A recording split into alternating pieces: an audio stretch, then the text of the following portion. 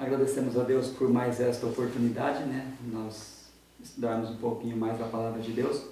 E nós vamos continuar então o assunto da parábola das 10 virgens. Nós estudamos a primeira aplicação e agora nós vamos meditar um pouquinho na segunda aplicação.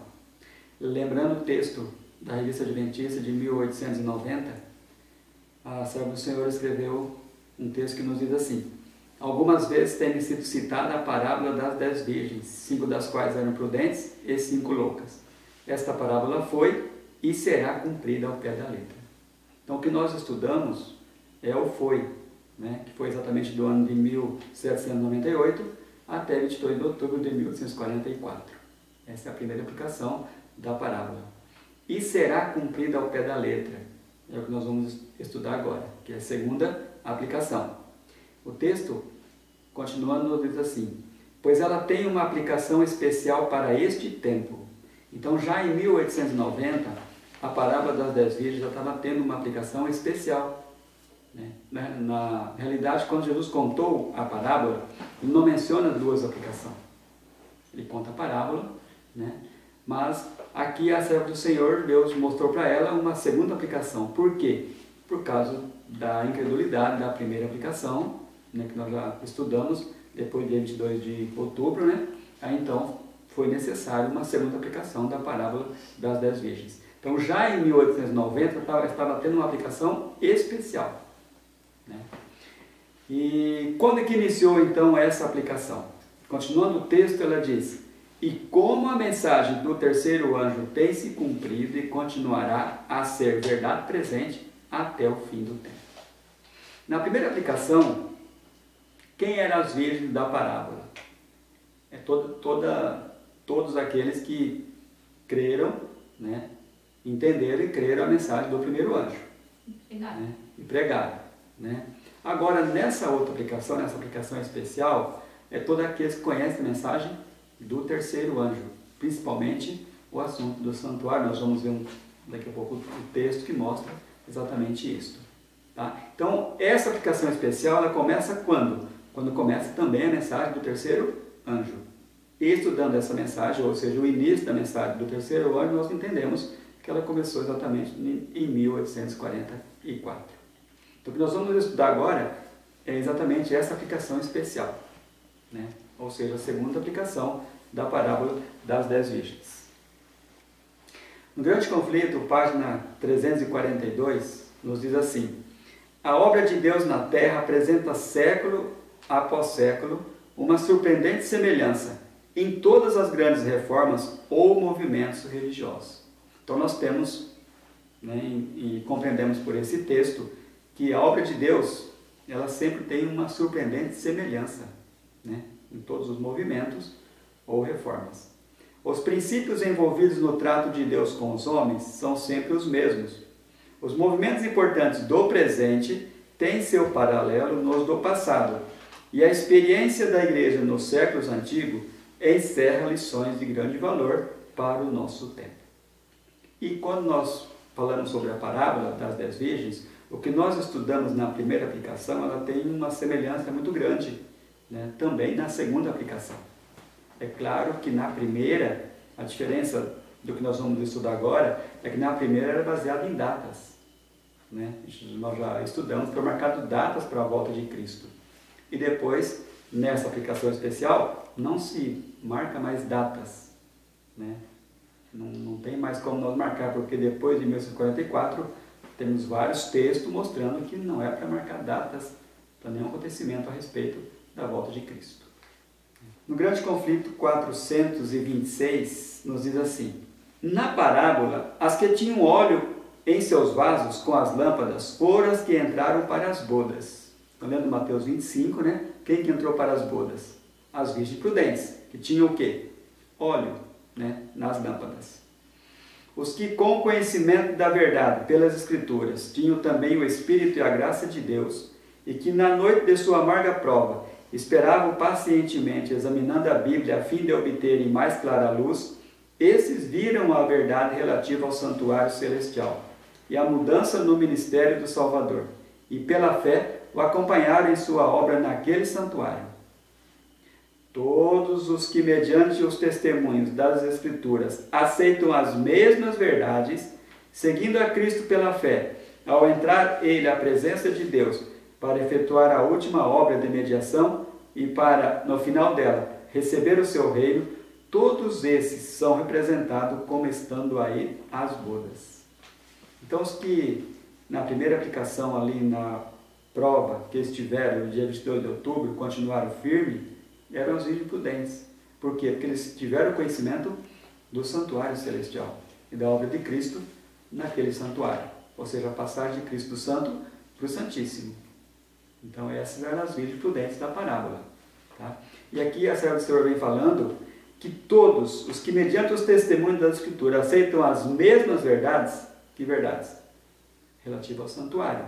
Todos que têm o conhecimento do santuário, que existe um santuário no céu, e Cristo passou do santo para o Santíssimo e começou o julgamento, o juízo, ela fala, todos estes estão indo às bodas. A pergunta é, quem vai às bodas na parábola? Quem vai à festa? As virgens. Entendeu? Então, todos que tiveram conhecimento do santuário celestial, a partir de 1844, são as virgens da parábola nesta aplicação. Virgem significa o quê? Professam fé pura. Quando o terceiro anjo desceu, que Jesus enviou o terceiro anjo, eles tiveram esse conhecimento, né, a respeito do santuário no céu. Então, ali começa novamente cumprir-se o verso 1 da parábola das 10 virgens, que diz o quê? Então o reino dos céus será semelhante a 10 virgens que, tomando as suas lâmpadas, saíram ao encontro do esposo. Então, novamente, as virgens saem ao encontro do esposo. E qual mensagem agora? Na mensagem do santuário. Então, só é virgens da parábola aqueles que têm o conhecimento do santuário, né? E do trabalho de Cristo ali no santuário celestial.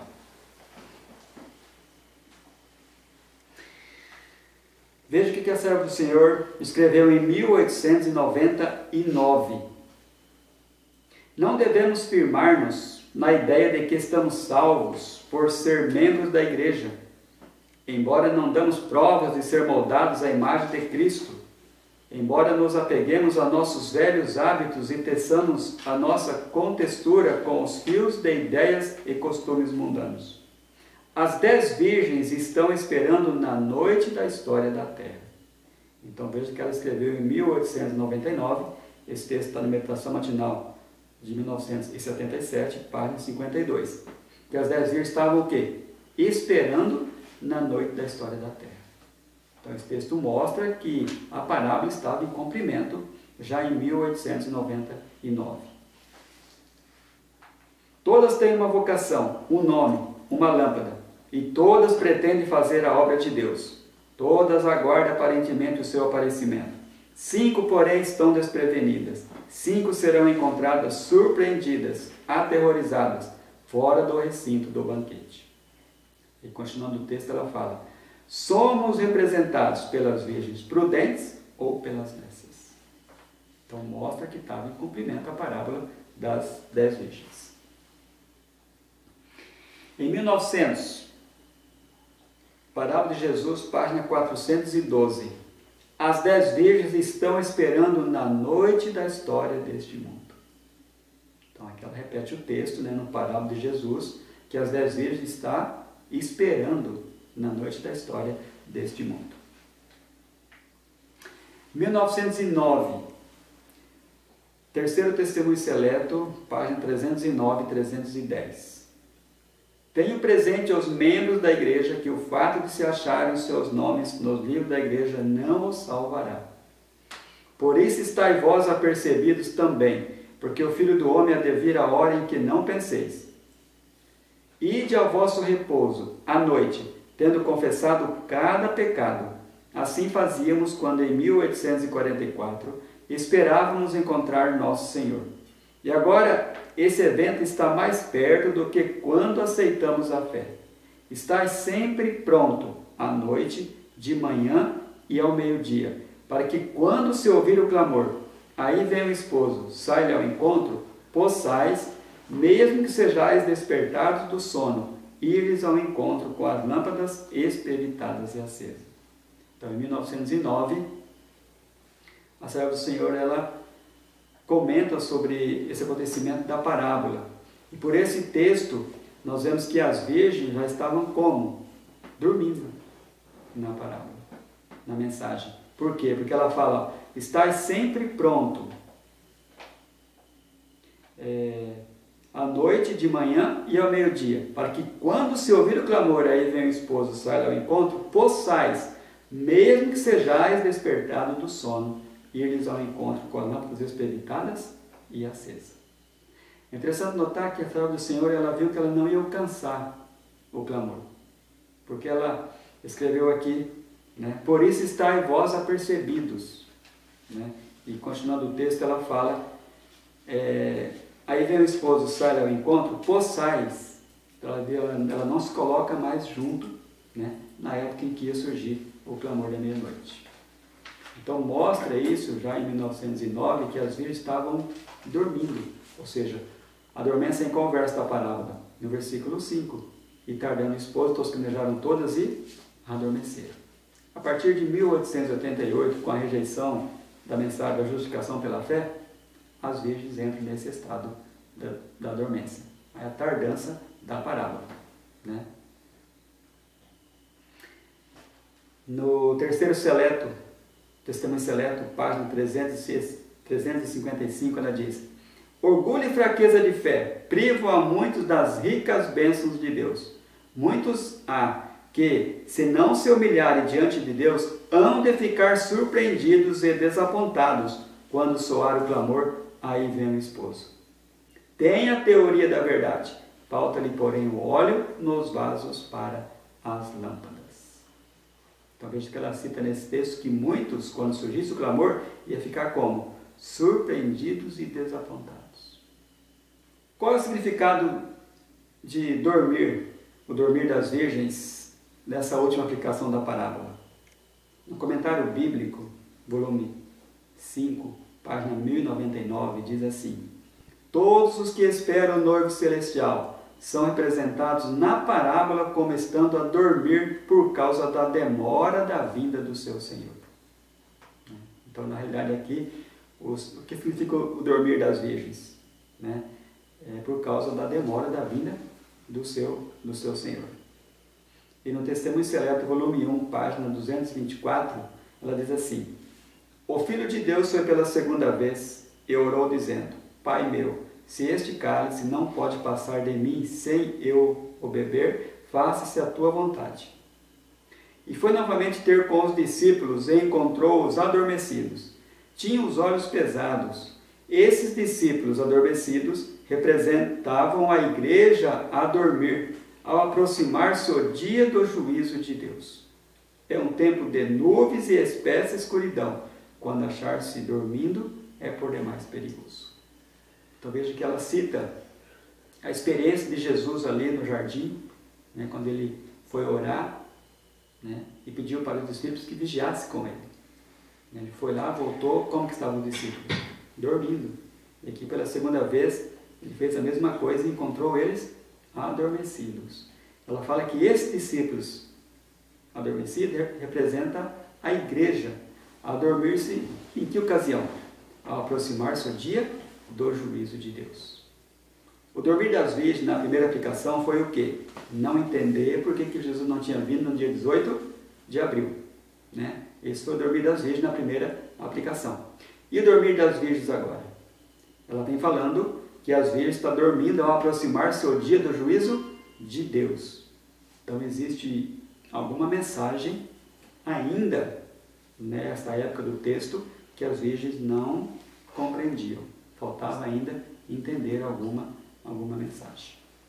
Então ela fala que é um tempo de nuvens e espessa escuridão. Quando achar-se dormindo é por demais perigoso. No Testemunho Seleto, volume 2, página 219 e 220. O grande plano da redenção, conforme revelado na obra final para esses últimos dias, deve ser cuidadosamente estudado. Então ela vem falando que nós temos que estudar com muito cuidado, né, pegar os detalhes do grande plano da redenção.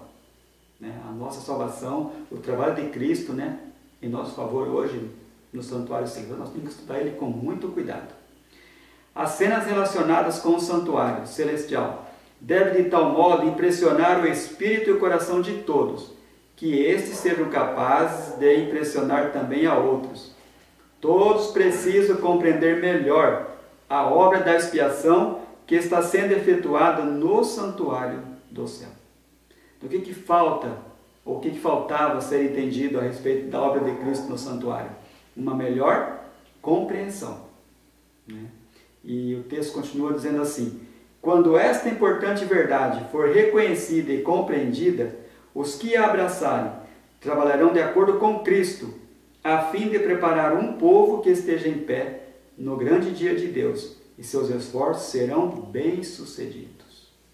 Então veja aqui que ela faz uma profecia, né, que tem que ter uma melhor compreensão da obra de Cristo no santuário celestial, e quando isso fosse compreendido, essa importante verdade, ela fala, os que abraçaram, né, os que aceitassem a mensagem, eles iam trabalhar de acordo com Cristo, a fim de preparar o quê? Um povo que esteja em pé no grande dia de Deus. Então, debaixo dessa mensagem, dessa melhor compreensão da obra de Cristo no santuário, um povo seria preparado. E tem uma promessa maravilhosa nesse texto: e seus esforços serão bem-sucedidos. Essa é a promessa de Deus. Um povo seria preparado nessa melhor compreensão. Como que seria descoberto essa mensagem? O que faltava ainda a ser entendido?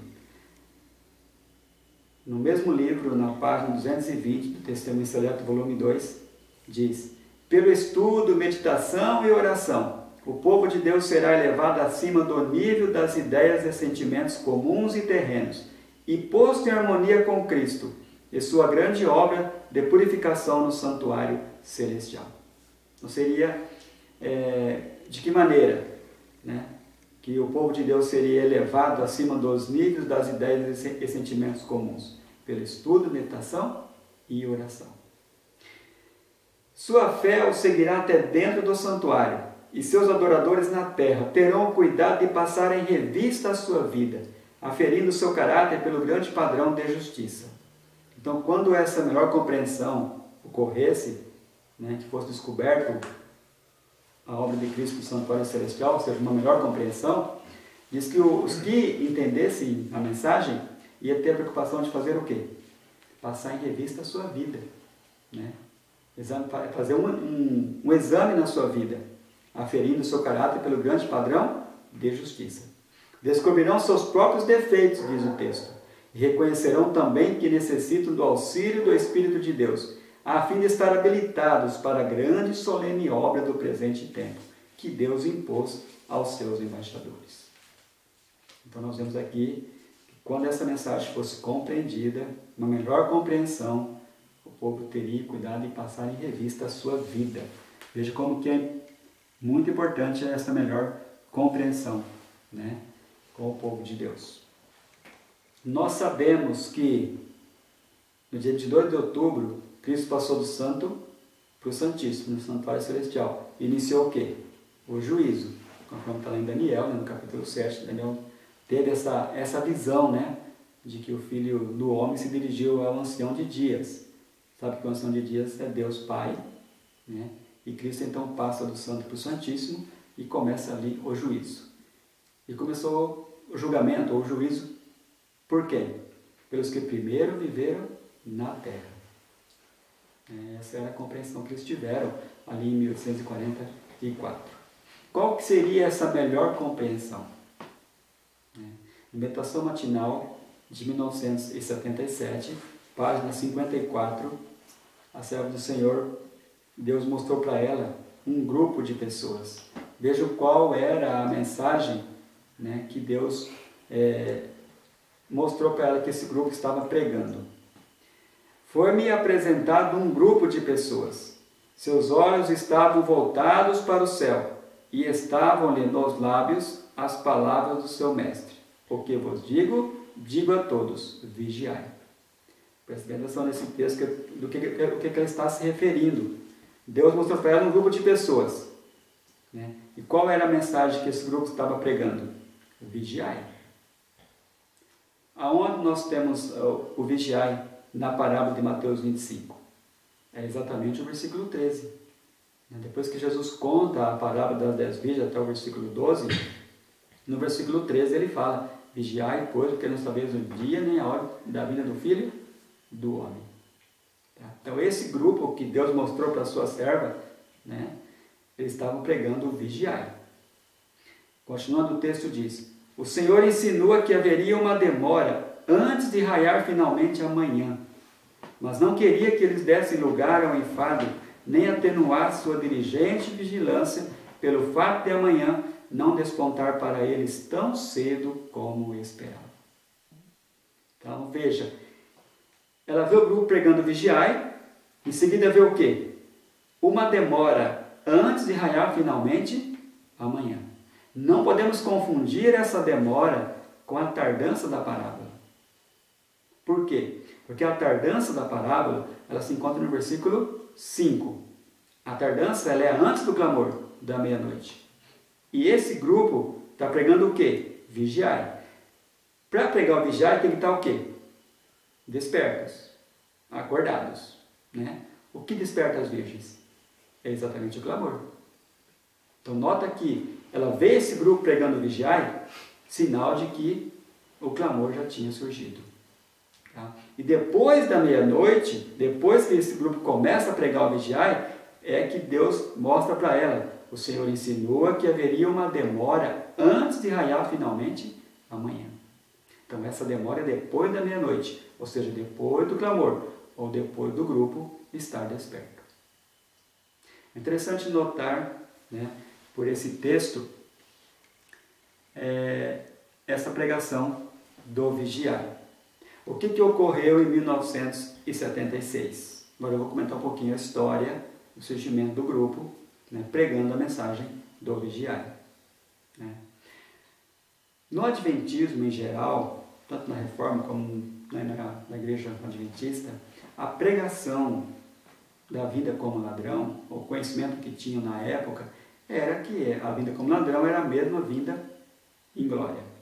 Todos os textos que falavam do vigiai, ou o texto do Apocalipse, se não vigiares, verei a ti como um ladrão, se aplicava como sendo exatamente a segunda vinda de Cristo aqui na Terra. Só que dentro da Igreja da Reforma surgiu então algumas dúvidas com respeito a este assunto. Lendo os textos do vigiai e lendo os textos da segunda vinda de Cristo, perceberam que não estavam batendo. Por quê? Quando Jesus voltar, é bem claro, a própria pena inspirada, a palavra de Deus, os testemunhos menciona que Deus vai anunciar o dia e a hora da sua vinda para o seu povo. Jesus vai vir com alarido, Paulo fala em Tessalonicenses, com alarido, com voz de arcanjo, com a trombeta, entendeu? Apocalipse, capítulo 1, versículo 7, diz que todo olho verá, E essa vinda como ladrão seria uma vinda como? Silenciosamente, Ninguém sabia o dia, ninguém sabe a hora, no caso dessa vinda. Então começou a criar esse problema dentro da igreja, com respeito a isso. E viram que a vinda como ladrão não tinha como ser a segunda vinda de Cristo em glória. Um grupo de pessoas dentro da igreja, obreiros, membros, resolveram estudar esse assunto. E um dos nossos irmãos, morava em Maringá na época, o irmão Manuel Costa, ele tomou uma decisão de orar a Deus, E enquanto Deus não mostrasse para ele, desse uma explicação sobre esse assunto, ele não iria levantar da oração. E ele estava ali orando a Deus, pedindo a Deus que desse alguma explicação sobre esse assunto, porque estava muito comentado na época, E muitas dúvidas a esse respeito. Enquanto ele estava orando ali, veio na mente dele um texto do Grande Conflito. E o texto do Grande Conflito do nosso livro hoje é na página 493. O texto que ele agradeceu a Deus, por Deus ter mostrado para ele. Ele então foi para a casa dele, pegou o livro e foi exatamente examinar o texto que Deus tinha mostrado para ele. O texto era esse daqui. Grande Conflito, no antigo é 490, nesse mais novo é 493. Solenes são as cenas ligadas a obra final da expiação. Momentosos os interesses nela envolvidos. O juiz ora se realiza no santuário celestial. Há muitos anos essa obra está em andamento. Breve, ninguém sabe quão breve passará ela ao caso dos vivos. Então veja o que diz nesse texto. O Senhor mencionando, né, que a obra do juízo, ela já, na época que ela escreveu esse texto, estava em andamento há muitos anos. E todos conheciam, né, que começou o julgamento pelos mortos. Só que o texto fala, breve, ninguém sabe quão breve passará ela ao caso dos vivos. Tá? Aí diz, na augusta presença de Deus, nossa vida deve passar por exame. Atualmente, mais do que em qualquer outro tempo, importa a toda a alma atender à admoestação do Salvador. Vigiai e orai, porque não sabeis quando chegará o tempo. Marcos 13, 33. Se não vigiares, virei a ti como ladrão, e não saberás a que hora sobre ti virei. Apocalipse 3, versículo 3. Então, devido a esse texto, começaram a examinar outros textos que falavam a respeito da vinda como ladrão ou do vigiai, né? E chegou-se a uma conclusão, baseada na palavra de Deus e nos testemunhos, de que a vinda como ladrão que Jesus se referia não era a segunda vinda, mas sim a vinda aos nossos casos, ou seja, aos casos dos vivos. Esta era a melhor compreensão, né, que a profecia dizia que o povo de Deus deveria compreender. Né? Que quando Jesus termina o caso dos mortos, ele passa ao caso dos vivos, nós não sabemos o dia, nós não sabemos a hora. Qual é a recomendação de Cristo? Vigiai. Então veja o texto anterior que nós lemos, né, que Deus mostrou para sua serva o quê? Um grupo pregando o vigiai. Vigiai por quê? Porque a qualquer momento Cristo pode tratar o teu caso. O caso de quem? De todo mundo? Não. O caso daqueles que conhecem a respeito do santuário celestial. Ou da obra de Cristo no santuário celestial. Então esse é os casos que irão passar. O caso dos vivos, né? Só que nós não sabemos o dia, nós não sabemos a hora. Tá? Então eles foram estudar, né?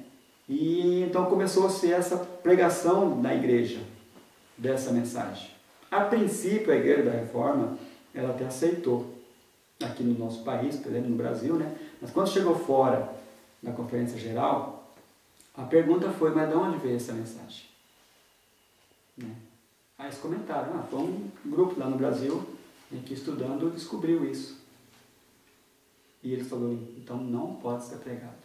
Como não saiu da Conferência Geral, vocês não podem pregar essa mensagem. E foram chamadas as pessoas que estavam pregando essa mensagem, né? Tio Tumim, outros mais da época também, né? E eles falaram, vocês não podem apresentar essa mensagem. E eles então falaram, mas isso não é verdade? Eles dizem, verdade é. Só que como não saiu da Conferência Geral, vocês não podem pregar. Se vocês pregar, nós vamos tomar medidas drásticas. Aí eles falaram, né? Tio Tumim e Tio Maria, mas que medidas são estas? Nós vamos excluir vocês. Bom, nós vamos pregar. É verdade, nós não vamos deixar de apresentar a mensagem. E foram excluídos mesmo. Né? Todos que compreenderam essa mensagem, começou a proclamar ela, a pregar a mensagem do vigiai, mostrando que a vinda como ladrão não era a vinda em glória, como se acreditava até então, né? Mas sim a vinda aos nossos casos, todos que aceitaram e pregaram essa mensagem foram excluídos da igreja. Aí então formou-se o movimento. Né? O movimento não saiu por rebeldia ou por rebelião. Eles foram excluídos por apresentar essa mensagem, por apresentar essa verdade. Tá? Então veja que quando nesse texto do conflito, né, diz breve, ninguém sabe quão breve passará ela ao caso dos vivos. Esta era a melhor compreensão que tinha que ser descoberta na mensagem. Continuando o texto ainda diz, os justos e os ímpios estarão ainda a viver sobre a terra em seu estado mortal. Estarão os homens a plantar, a construir, comendo e bebendo, todos inconscientes de que a decisão final, irrevogável, foi pronunciada no santuário celestial. Então veja, baseado nessa mensagem, né, Nós não sabemos o dia, nós não sabemos a hora em que Jesus vai tratar o nosso caso. O que Jesus recomenda a nós? Vigiar. O que é o vigiar aqui? É estar preparado, né, a todo momento. Lendo Mateus 24, Jesus menciona o quê? Estarão dois no campo, um será tomado, outro será deixado. Estarão duas moendo no moinho, uma será tomada, outra será deixada. Estarão dois dormindo, né, na cama, um será tomado, outro será deixado. Quer dizer, um foi aprovado no livro do céu, o nome dele continuou no livro da vida, o outro foi desaprovado. Só que nós não sabemos que nem o dia nem a hora em que isso pode acontecer. Então a recomendação de Jesus aqui é vigiar. Quando o movimento surgiu pregando exatamente essa mensagem, a mensagem do vigiar. Repito, o movimento não surgiu porque quis formar um grupo, como existem muitos hoje, né? O movimento surgiu baseado na mensagem, na profecia do vigiar. O mesmo acontecimento que houve no passado, com aquelas virgens que descobriram o engano, né? Por que Jesus não tinha vindo no dia 18 de abril? Mas que tiveram compreensão de que viria no dia 2 de outubro, o que aconteceu com eles quando eles foram pregar nas igrejas? As igrejas não aceitou, né? Foi excluído. A mesma história aconteceu aqui. A igreja não aceitou a mensagem e excluíram aqueles que pregaram a mensagem do vigiar. Né? Exatamente o versículo 6. O que diz no versículo 6 de Mateus 25? Mas à meia-noite ouviu-se um grito ou um clamor. Né? Aí vem o esposo, sai ao seu encontro. Então, quando descobriu essa mensagem, a mensagem da vinda como ladrão, né, que surge o clamor da meia-noite. Cumpre exatamente o versículo 6. E o grupo separado também sai no clamor. Isso, exatamente. Aqui no versículo 6 é que nós temos um grupo separado. Igual no passado, né? Quando formou-se o grupo separado? Quando houve a reversão do clamor. Né? Ali no verão de 1844. A igreja não aceitou, então formou-se um grupo separado, baseado na mensagem do clamor da meia-noite. A mesma coisa aconteceu agora. Amós capítulo 3, versículo 7, nós temos um versículo bem conhecido. Certamente o Senhor Deus não fará coisa alguma sem ter revelado o seu segredo aos seus servos, os profetas. Ou seja, Deus não faz nada sem primeiro avisar. Né? Todos os juízos que nós encontramos na palavra de Deus, todos os acontecimentos, Deus primeiro ordenou, né, ou deu a obra aos seus servos para que transmitissem a mensagem. Igual dilúvio, né? O dilúvio, Deus ordenou a Noé que construísse a arca e pregasse, né, que viria um dilúvio na terra. Então Deus sempre primeiro avisa. É exatamente nesse caso da vinda como ladrão, ou seja, os nossos casos no santuário celestial. Deus está fazendo o que com nós? Nos avisando. Olha, a qualquer momento, seu caso será tomado no livro do céu. Vigiai. Então Deus está avisando nós. Continuando o texto do Meditação Matinal de 1977, na mesma página 54, depois que ela vê o grupo pegando vigiai, nós lemos lá que ela fala que tinha uma demora antes de raiar finalmente amanhã. Então essa demora é já depois do grupo desperto, depois do clamor da meia-noite. Continuando o texto, ela diz assim: vi que era impossível absorver as afeições sem interesses em cuidados mundanos, aumentar as posses terrenas e estar ainda numa posição de espera e vigilância, como ordenou nosso Salvador. Disse o anjo: eles só podem apostar-se de um mundo. A fim de adquirir o tesouro celestial, precisam sacrificar o terreno. Não podem obter ambos os mundos. Então, nessa manhã adiada em misericórdia, é muito perigosa para nós. Porque o vigiai, ele não se deu só quando surge o clamor, ou em 1976. Ele é, né, assim, vamos dizer assim, progressivo. Ele não deu ali e terminou. Nós estamos nessa manhã sendo adiada em misericórdia. Vi que uma vigília após a outra estava no passado. Devido a isso, deve haver falta de vigilância? Oh, não! Há maior necessidade de incessante vigilância, pois agora os momentos são mais escassos do que antes de haver passado a primeira vigília. Se vigiamos então com inquebrantável vigilância, quanto maior é a necessidade de dupla vigilância na segunda vigília. O passar da segunda vigília nos conduziu à terceira, e agora é inexcusável diminuir nossa vigilância. A terceira vigília requer tríplice diligência.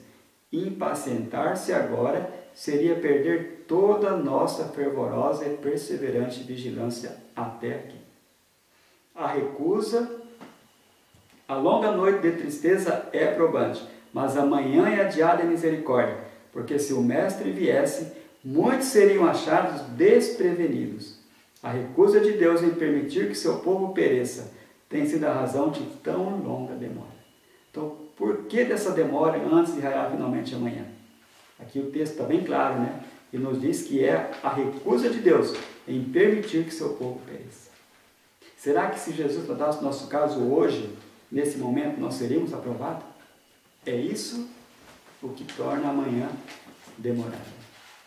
Como diz aqui o texto, né? A longa noite de tristeza é probante. Então veja, surge o clamor, mas amanhã está sendo adiado em misericórdia por causa de nós. Porque muitas vezes nós não estamos preparados para esse acontecimento, ou seja, os nossos nomes ser tomados no livro do céu, ou os nossos casos ser passados em revista. Tá? É aqui o texto lá que nós estamos na terceira vigília. E a terceira vigília, tanto romana como judaica, é depois da meia-noite. Então nós estamos depois do clamor, né? Estamos já depois da meia-noite. Essa manhã sendo adiada em misericórdia. O que nós temos que fazer hoje então? Vigiai. A partir que surge esse grupo pregando vigiai, pregando essa mensagem, nós não podemos mais dormir. Quando eu falo dormir, não é o sono que nós dormimos à noite, que é necessário nós dormirmos à noite, né? Nós não podemos dormir é o quê? Falta de preparo. Nós não podemos estar sempre vigiando, sempre estar preparado. No primeiro escrito, página 14 e 15, tem um texto que nos diz assim: enquanto eu estava orando junto ao altar da família, o Espírito Santo me sobreveio e pareceu-me estar subindo mais e mais alto da escura terra. Voltei-me para ver o povo do advento no mundo, mas não o pude achar. Quando uma voz me disse: olhe novamente e olhe um pouco mais para cima. Então veja que nessa visão, foi a primeira visão que a serva do Senhor teve, né? Ela procurou o povo do advento no mundo, não encontrou. Aí o anjo falou para ela assim: olhe um pouco mais para cima. Ela viu um caminho reto e um caminho estreito. Ali estava o povo do advento. Ela fala: o povo do advento estava nesse caminho, a viajar para a cidade, que se achava na sua extremidade mais afastada. Tinha uma luz brilhante colocada por detrás deles, no começo do caminho, a qual o anjo me disse ser o clamor da meia-noite. Então ela viu o povo do advento nesse caminho estreito, e no começo do caminho ela viu o quê? Uma luz, né, que estava por detrás deles no começo do caminho, a qual o anjo me disse ser o clamor da meia-noite. Então veja que o clamor da meia-noite ele alumia, né? ilumina o caminho do povo de Deus. Diz: essa luz brilhava em toda a extensão do caminho e proporcionava claridade para os seus pés, para que assim não tropeçassem. Se conservavam o olhar fixo em Jesus, que se achava precisamente diante deles, guiando-os para a cidade, estavam seguros. Mas logo alguns ficaram cansados e disseram que a cidade estava muito longe e esperavam nela ter entrado antes. Então Jesus os animava, levantando o glorioso braço direito, e de seu braço saiu uma luz que incidia sobre o povo do advento, e eles clamavam aleluia. Então veja que ela viu nesse caminho, né, o povo do advento, e alguns deles aqui ela fala que desanimavam. Exatamente essa demora antes de raiar amanhã.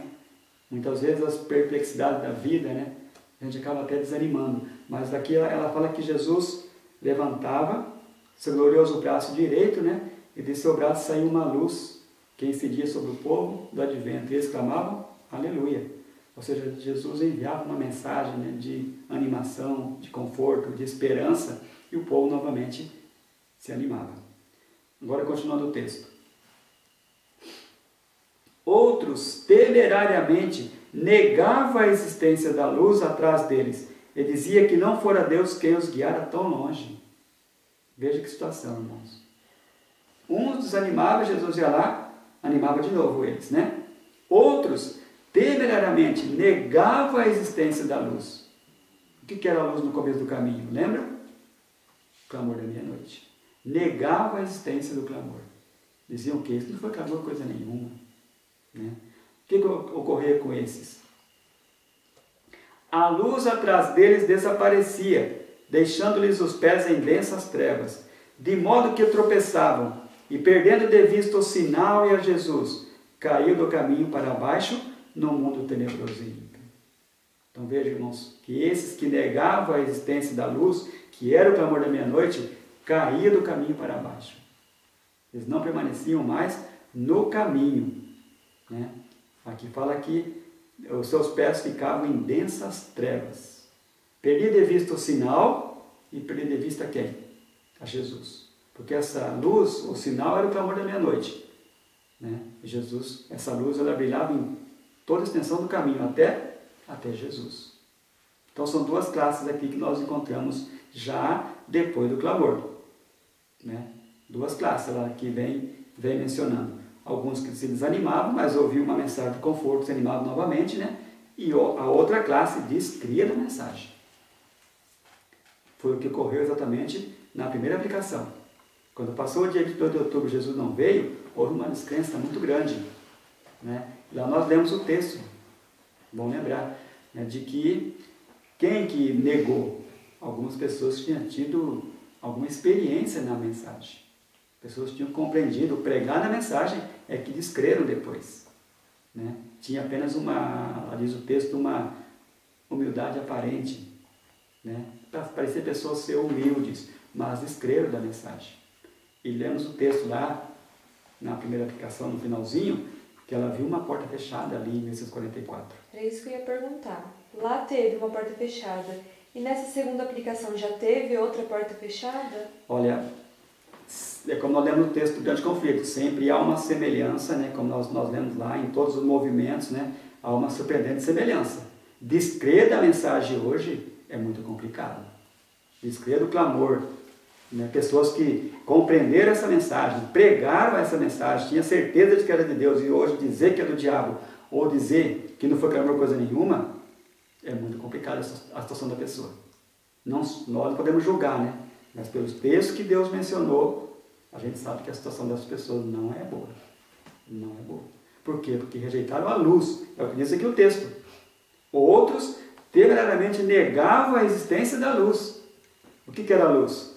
Não era o clamor? Então, todos que tiveram convicção, prova de que a mensagem era de Deus, e depois descrer, é muito complicado. É uma situação muito complicada mesmo. Né?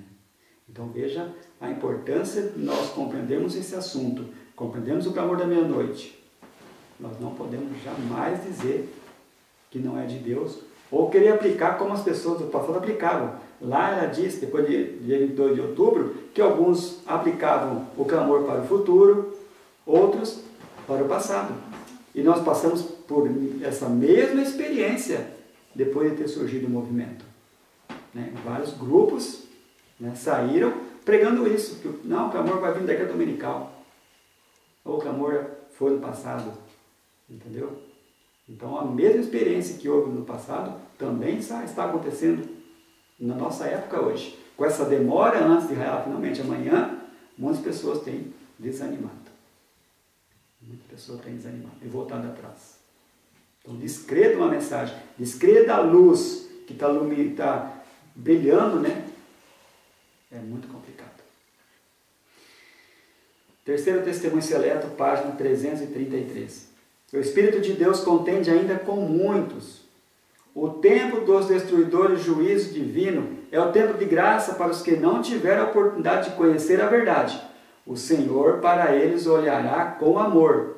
Então, para aqueles que não conheceram a verdade, Deus vai fazer o que ainda? Olhar com amor.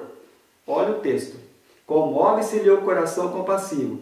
Seu braço está ainda estendido para salvar, ao passo que a porta já se fecha para os que não quiserem entrar.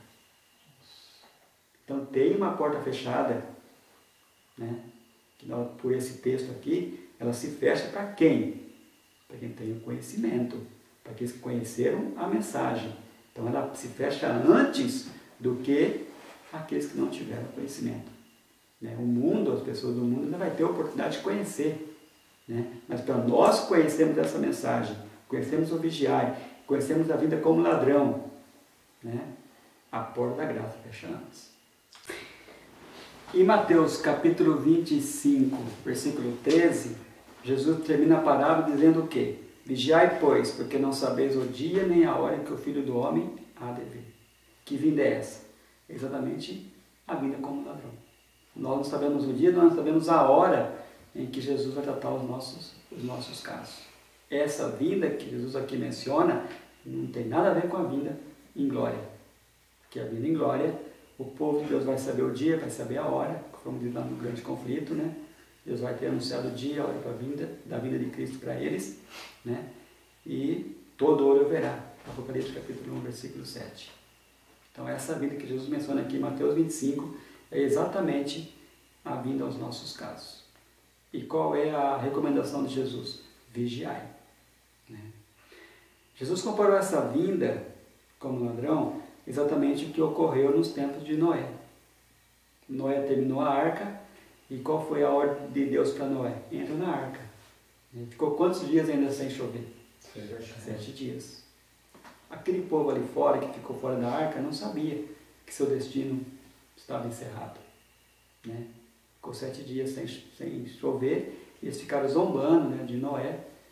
E quando que eles foram perceber o que eles tinham perdido? No 8º dia. Né? Quando amanheceu o 8º dia, totalmente diferente dos outros dias, né, que começou a tempestade, eles foram bater na porta. Né? Abre, Noé. Mas quem que tinha fechado a porta? Os anjos. Deus tinha, no caso, fechado a porta. Né? Noé não podia abrir a porta. Mas a porta não se fechou no 8º dia, a porta se fechou antes. A porta se fechou quando Noé entrou na arca. Ficou 7 dias sem chover, mas a porta já estava fechada. Não tinha mais, para aquele povo ali fora, não tinha mais oportunidade para eles entrar durante os 7 dias. Né? Então Jesus comparou, assim será também a vinda do Filho do Homem, lá em Mateus 24. Né? Do mesmo jeito que foi no tempo de Noé, será também exatamente essa vinda que nós estamos estudando, que é a vinda como ladrão, ou a vinda aos nossos casos. Nós não sabemos o dia, nós não sabemos a hora. Nós só vamos saber quando desabar a tempestade na nossa época, que é exatamente o decreto dominical, que os nossos casos já foram passados. Os que conhecem a mensagem do santuário, que conhecem o trabalho de Cristo, que ele passou do santo para o santíssimo e começou o julgamento dos mortos, e vai passar ao caso dos vivos, o decreto dominical é sinal de que já foi tratado os nossos casos. E exatamente é que desaba a tempestade. Então nós, hoje, vivemos uma época do quê? Vigiai. Vigiar porque a qualquer momento Cristo pode tratar os nossos casos. Né? Quando ele terminar o caso dos mortos e passar o caso dos vivos, os nossos nomes serão passados em revista. Ou nós seremos aprovados, ou nós seremos desaprovados. Se formos aprovados, somos as virgens prudentes da parábola. Se não formos aprovados, somos as virgens loucas. Então, hoje nós não podemos ser virgens loucas de maneira nenhuma. O que faltou para as virgens loucas? Tinha o conhecimento, não tinha? Né? Igual as prudentes. Elas tinham a lâmpada, que é a palavra de Deus. O que faltou foi o azeite, o óleo, que é símbolo do Espírito Santo. Todos aqueles que forem aprovados agora nesse exame é que o Espírito Santo vai usar para concluir a obra, né? O derramamento da chuva serôdia, ou do grande poder do Espírito Santo. Então nós hoje, como povo de Deus, devemos de vigiar, ou seja, sempre estar procurando fazer a vontade de Deus, sempre estar preparado para que quando Cristo tratar os nossos casos, nós possamos ser aprovados, ou seja, os nossos nomes continuar no livro da vida, os nossos pecados serem apagados. Lembrando o texto de Atos, capítulo 3, né, versos 19 a 21, o apóstolo Pedro, inspirado pelo Espírito Santo, né, no dia de Pentecostes, ele diz o quê? Arrependei-vos, pois, e convertei-vos. Então, primeiro vem o arrependimento, a conversão, depois vem o quê? Para que seja apagados os vossos pecados. Então, quando os nossos pecados é apagado? Exatamente quando Cristo examina os nossos nomes no santuário celestial. Nossos pecados serão apagados. Depois o texto diz o quê? E vem assim os tempos do refrigério pela presença do Senhor. Aí vem então o Espírito Santo. E depois a vinda de Cristo. Então nós, essa vinda, a vinda de Cristo aos nossos casos, eu comparo ela como um aluno na escola. Ele só recebe o diploma quando ele passa no quê? No exame final, né? Na prova. Então essa vinda de Jesus aos nossos casos é o exame. E quando ele voltar, ele vai vir com o galardão, que é a vida eterna. Mas para isso nós temos que passar nesse teste, nessa prova, a vida como ladrão. Que Jesus comparou, né? Que é quando ele tratar os nossos casos. Então que Deus possa nos abençoar, que Deus possa nos ajudar, né? E que nós possamos estar vigiando e que os nossos nomes, ao serem tratados no livro do céu, possam ser aprovados. Exatamente o que Jesus mencionou quando ele disse, o que ele queria dizer quando, lá em Mateus 24, ele menciona, estarão 2 no campo, um será tomado ou será deixado. Estarão 2 moendo, né? Um será tomado ou deixado. Estarão 2 dormindo, um será tomado ou deixado. Que a todo momento nós devemos vigiar, de manhã, à tarde e à noite. A todo momento da nossa vida nós temos que estar vigiando. Tá? Essa é a parábola das 10 virgens. Né? Nós mencionamos a primeira aplicação e agora a segunda aplicação é exatamente, se cumpre exatamente com o povo de Deus, se cumpre com nós nesses últimos dias. Né? Que Deus possa nos abençoar, que Deus possa nos ajudar, que possamos ser virgens prudentes. Esse é o meu desejo e minha oração a todos. Amém. Amém.